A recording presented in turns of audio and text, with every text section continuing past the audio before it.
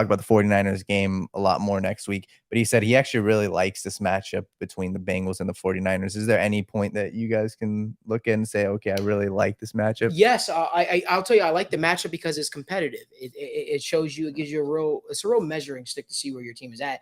And if the Bengals have championship aspirations, it's a team that they could be potentially facing if they find themselves in the big game. That being said, I love it because it's a challenge. You know, we're praising the defense right now, right? But this is going to be a real tough test to see if they can cure their tight end issues. Daniel, maybe you could pull it up. Maybe you can't. I'm not sure. But the last time that the Bengals took on the San Francisco 49ers, we talked about it. I believe it was like 15 George Kittle targets. had like 15 targets, 10 catches, over 150 yards.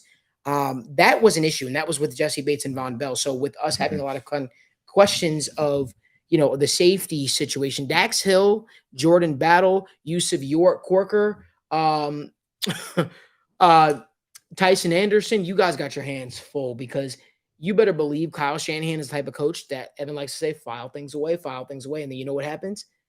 They're going to bring it up for this game because they're going to say, you know what, we want to see if the Bengals still have an issue covering tight ends. And they're going to test it early. I'll tell you right now, bet every single George Kittle prop that there is, because I'm telling you right now, the Bengals still can't cover tight ends. So if you want to cash in big, there you go. Yeah.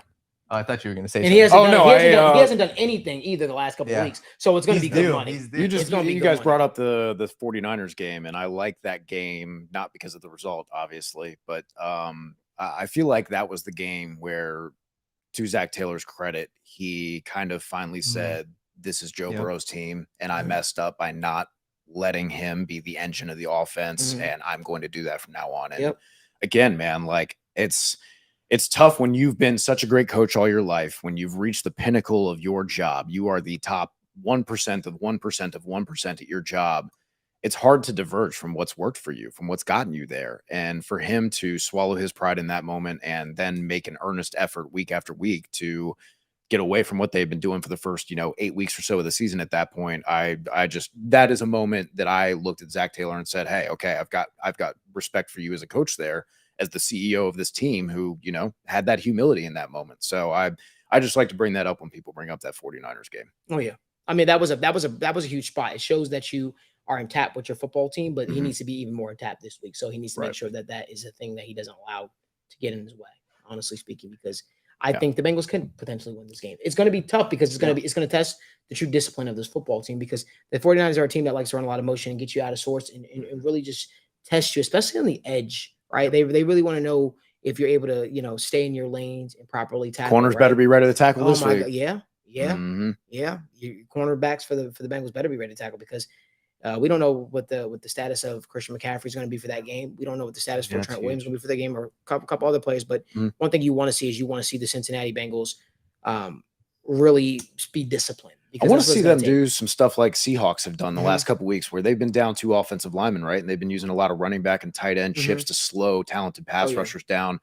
I think the cornerbacks are a spot that you can take advantage of this 49ers defense. But the problem is you have to have enough time to get the ball off more than just the quick game, because that's what they do. They speed you up, they make you throw quick, and then they start sitting on it and they play aggressive. And Fred Warner, he doesn't even have to sit on it. He can be 20 yards back and fly up to the freaking line of scrimmage by the time you snap the ball and it hits the quarterback's hands.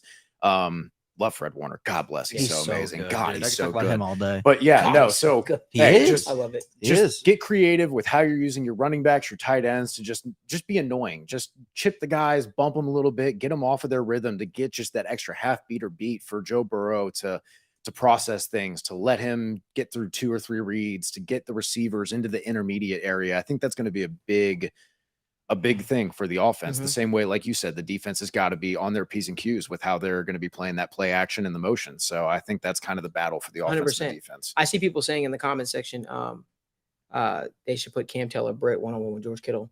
They should put Dax Hill with his athleticism one-on-one with George Kittle. Let me just be clear: nobody should be one-on-one with George Kittle. That might have been why he had 15 targets last time. I don't think anybody should be tasked with that. I think it should be a collective group effort.